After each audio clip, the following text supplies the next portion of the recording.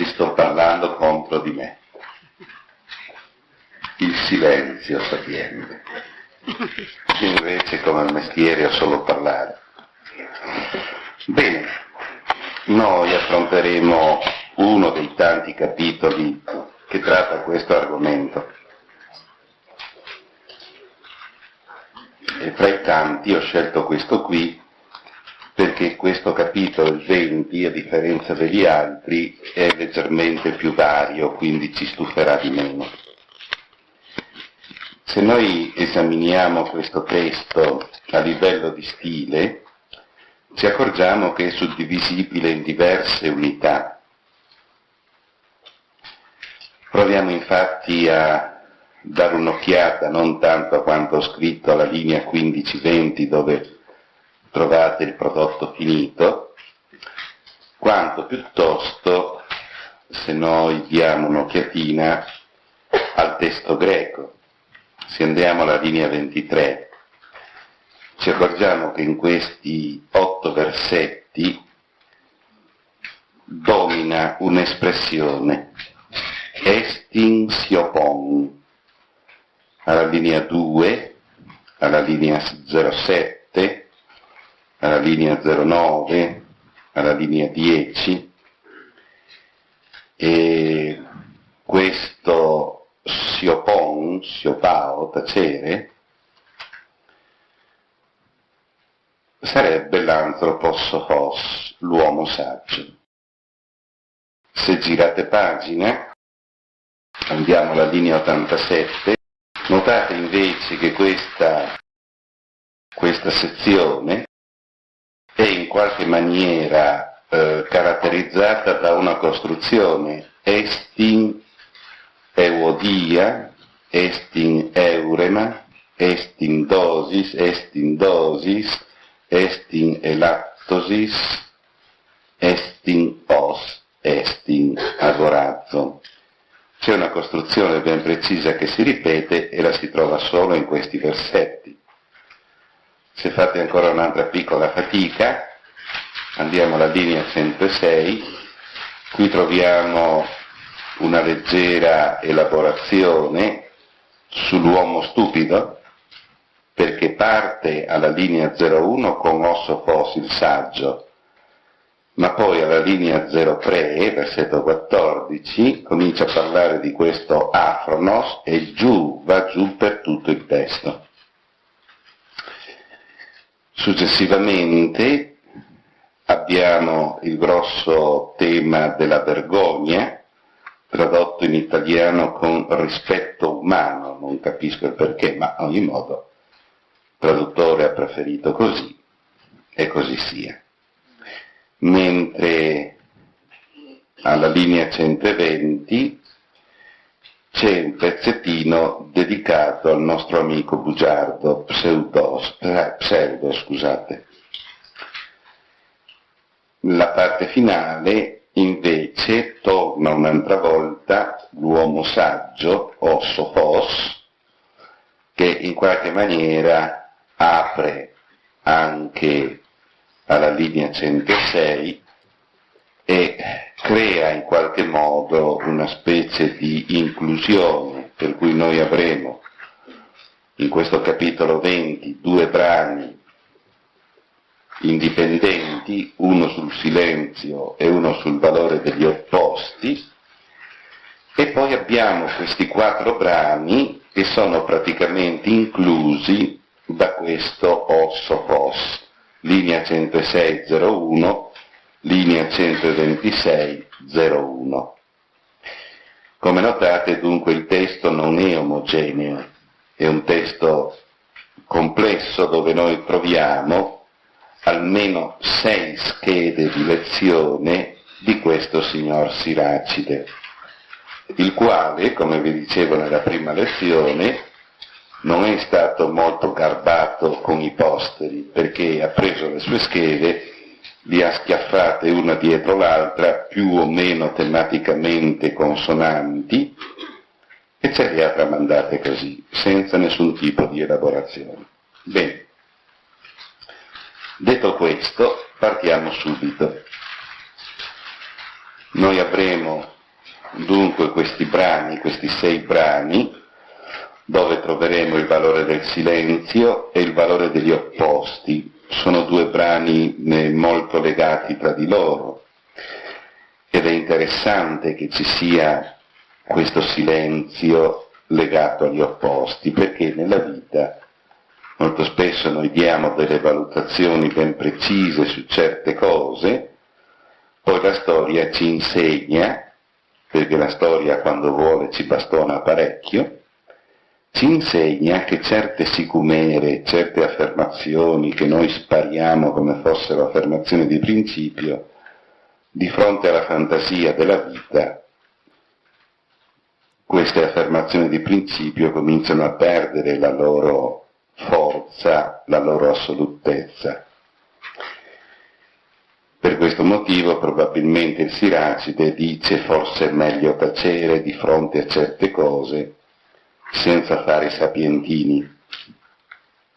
È meglio osservare come la realtà molto spesso ci obblighi a dire, come scriveva il Coelet, che c'è un tempo per tacere, un tempo per parlare, un tempo per seminare, un tempo per raccogliere, e queste situazioni opposte non sono in antitesi, ma sono complementari tra di loro. Vedremo insomma qualche cosa con pazienza. Gli altri testi invece riguardano le parole dello stolto. Queste parole, quando sono accompagnate da quel senso di rispetto umano o di vergogna, la parola adoperata dall'uomo che non dice la verità, e poi la parola taciuta. Molto spesso, dice il Siracide, il saggio dovrebbe parlare, invece tace. E allora è inutile che lui sia saggio se fa silenzio. Il saggio deve parlare, non deve nascondere la sua sapienza. Questo più o meno l'itinerario che percorreremo. Vediamo il primo blocco, il primo tratto del testo, che ci obbliga a fare poi una riflessione sul concetto di silenzio che esiste nel mondo biblico, perché l'espressione chi tace qui la troviamo ripetuta parecchie volte.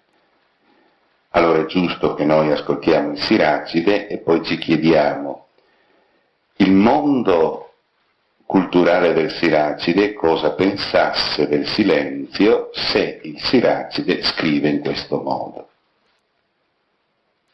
C'è un rimprovero che è fuori tempo, c'è chi tace ed è prudente. Quanto è meglio rimproverare che covare l'ira. Chi si confessa colpevole evita l'umiliazione.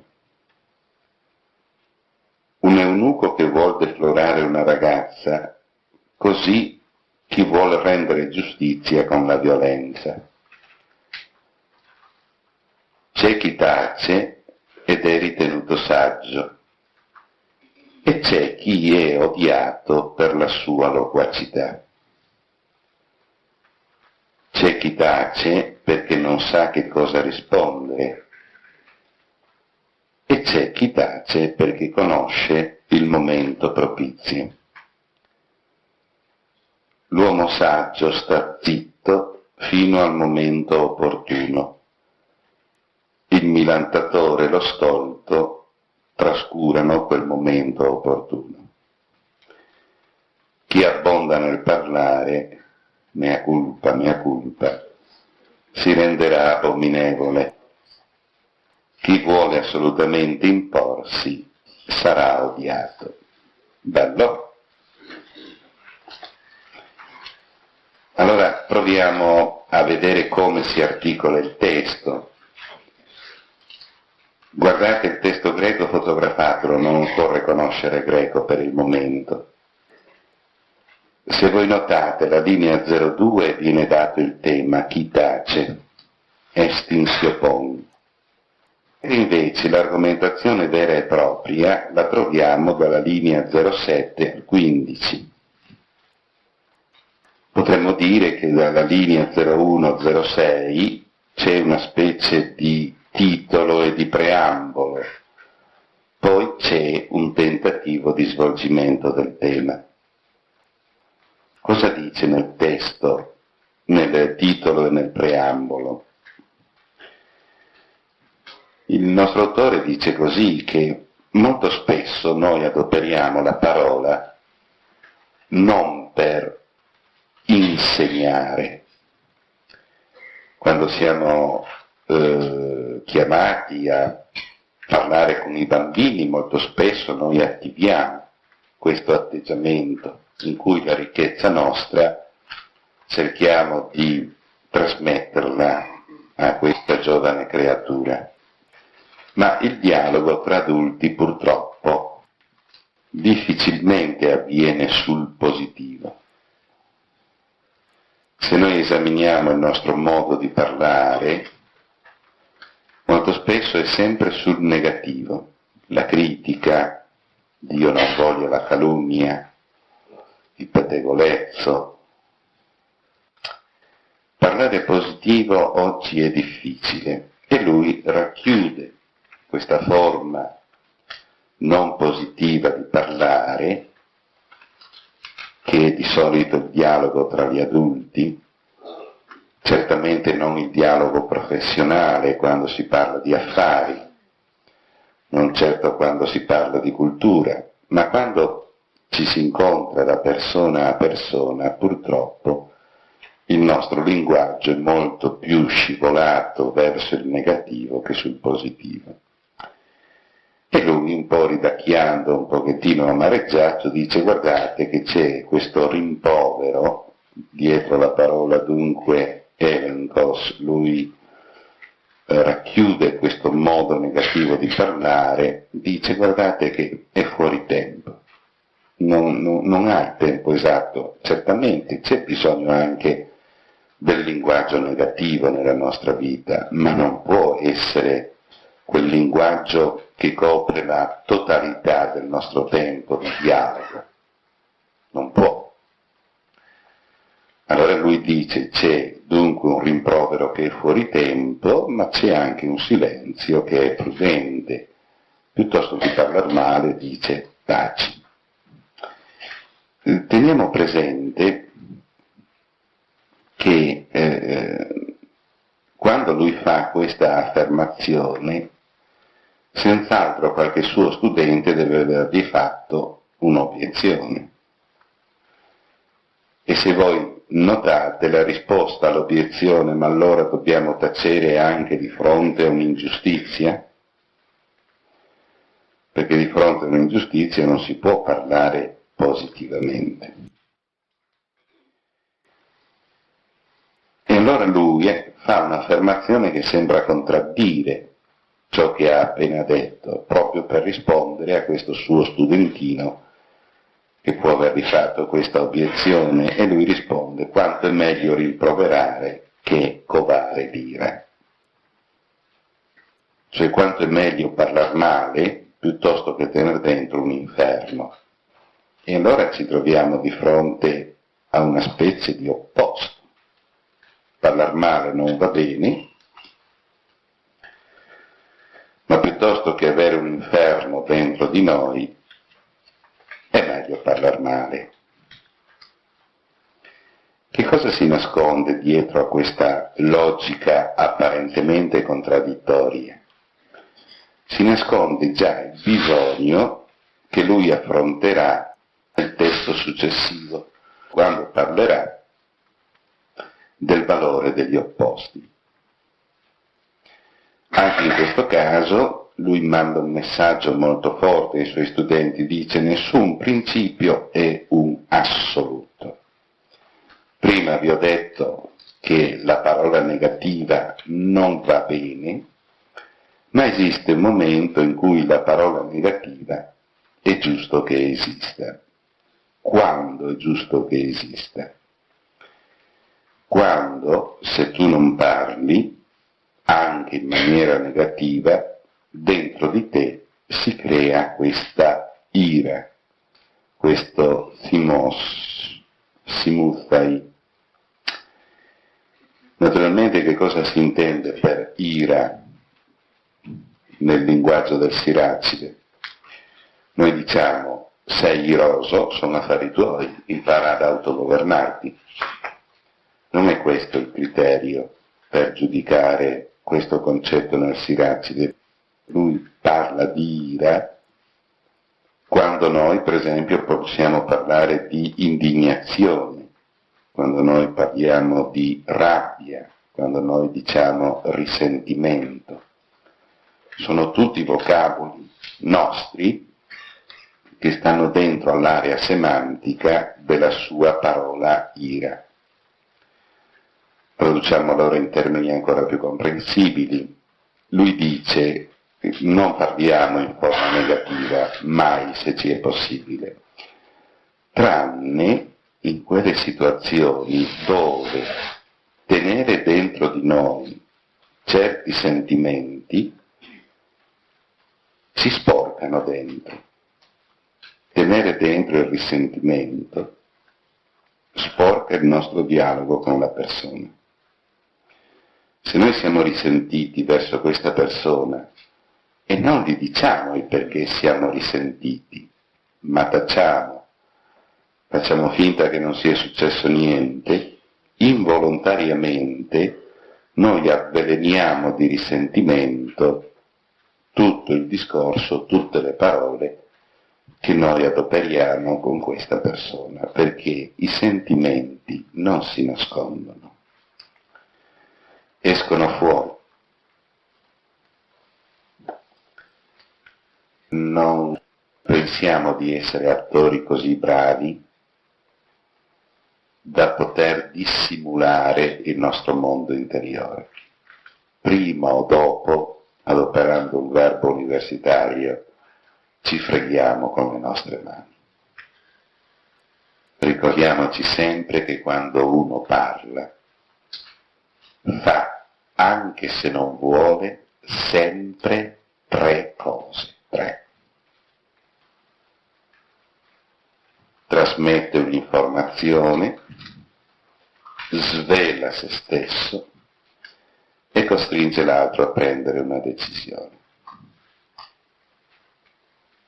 Nel momento in cui io do un'informazione, la do a modo mio e lì sto svelando me stesso.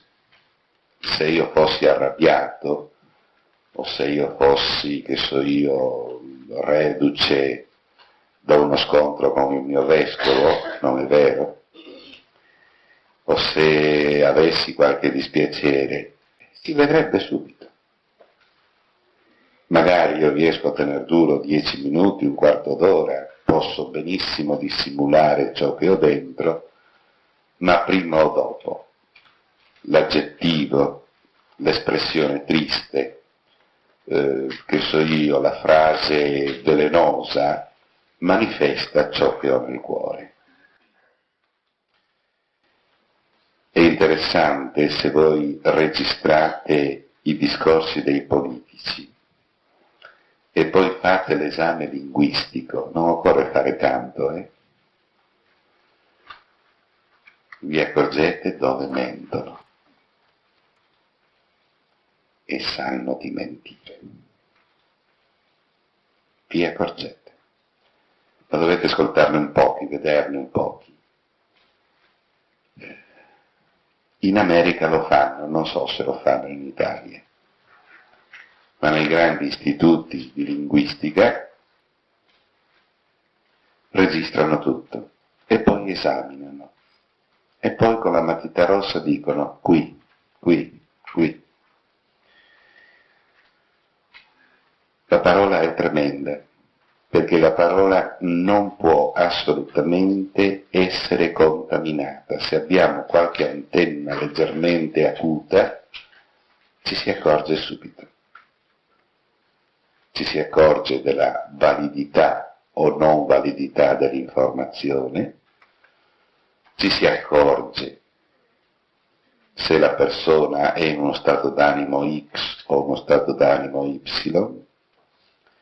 Poi, per quanto riguarda la nostra decisione di stare attenti a ciò che dice un altro o di lasciarci essere distratti, nessuno sindaca niente, ognuno fa quello che vuole. Possiamo accettare di essere distratti, non ci interessa il discorso, va benissimo, la libertà esiste. Vogliamo stare attenti, va benissimo. Approviamo ciò che dice, va benissimo. Non approviamo ciò che dice, va benissimo.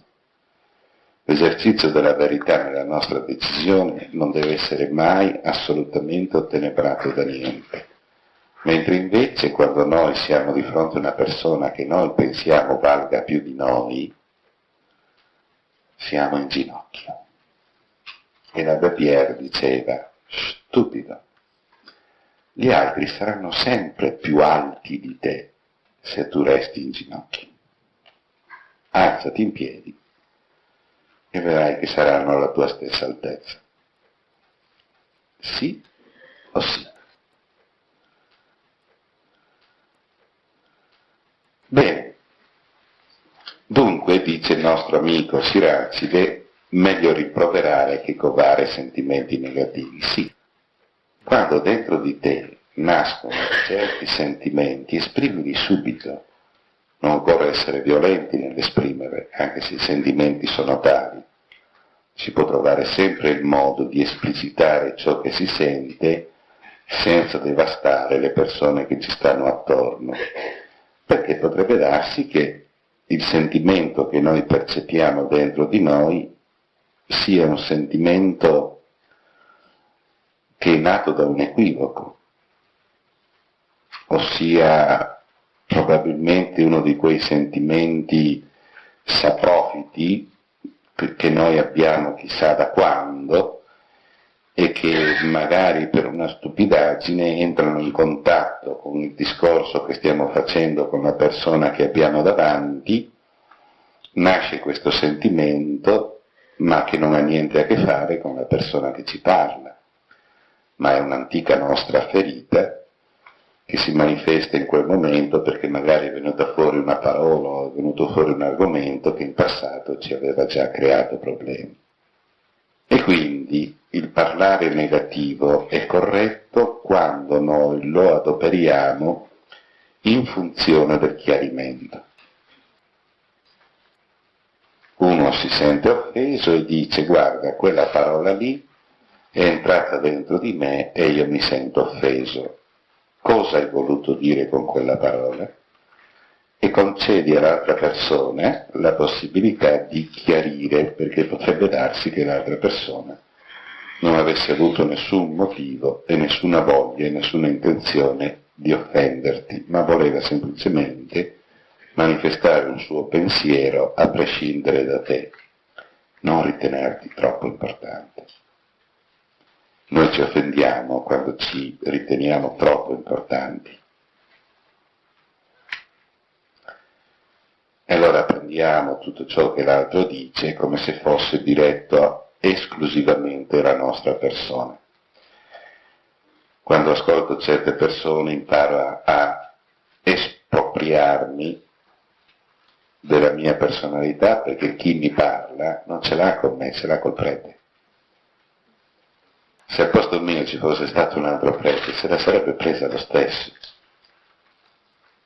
Allora dico, in questo caso è stupido che io mi offenda, perché quello ce l'ha con la categoria, non ce l'ha con la persona. E se non ce l'ha con la persona, perché devo offendermi? Se lui è così scemo da avercela con una categoria, ricordatevi che le colpe sono personali, non sono categoriali.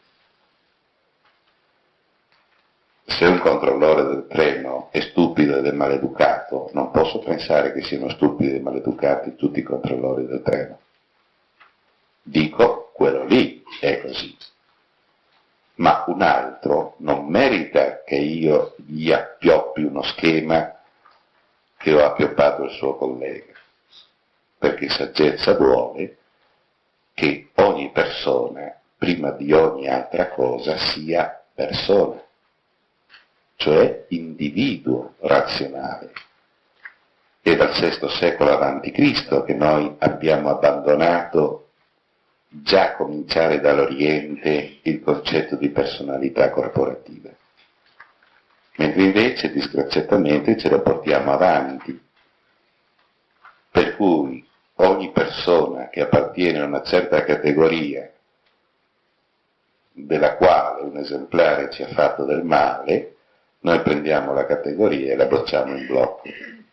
Sapete cosa si chiama questo? Stupidità. Allora, se uno si comporta con me da stupido, e io lo capisco, perché devo offendermi? È anche in potere mio neutralizzare le sue parole negative. Lo ascolto, quando ha finito di sfogarsi, se ritengo opportuno le rispondo, se no lo lascio andare. È stato contento di sfogarsi? Affari suoi, mica miei. Il problema dov'è? In me o in lui? In noi. E allora che se lo tenga. Sì o no? Perché di solito queste persone, quando parlano, hanno per principio ragione. E quando uno per principio pensa di aver ragione, tu non trovi nessun pertugio per entrare dentro di lui e per dialogare.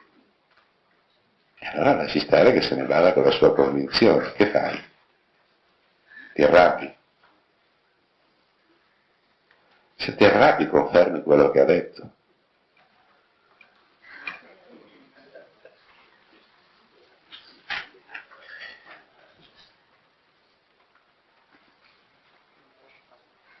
C'è chi tace ed è prudente. È scritto lì. Non dimenticatevelo, la prudenza è ancora una virtù di moda.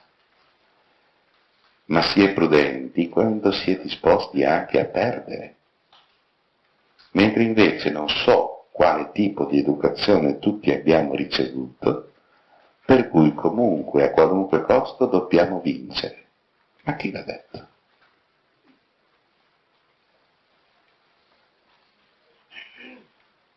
Ricordate gli Orazzi e i Curiazi? Boh, qualcuno dice sì, qualcuno dice ma sto qua, che cosa mi tira fuori la domenica mattina? È un antico mito, per cui hanno deciso, mi pare, il re di Alba Longa e il re di Roma, di mettere a posto le cose attraverso 3 campioni, invece che far scontrare l'esercito, e decidono di mettere in campo i 3 Orazzi e i 3 Curiazi. Scontro, 2 Orazzi vengono uccisi. Cosa fa l'unico superstite? Mica sta lì a piè fermo ad affrontarli tutti e 3. Diventa perdente, scappa, con grande vergogna dei presenti. Ma il ragazzo era un figo, dicono all'università, perché in questa maniera ha fatto in modo che i 3 Curiazi, seguendolo, si distanziassero uno dall'altro e ha potuto affrontarne uno alla volta piuttosto che tutti e 3 insieme. Guardate che la fuga non sempre è segno di debolezza, apparentemente è segno di debolezza. Di fatto, molto spesso il perdente è quello più forte, perché perdere una battaglia non significa perdere la guerra. Siete giocatori di scacchi? Quante volte si sacrifica un pedone per poter mangiare una torre del nemico, un alfiere del nemico?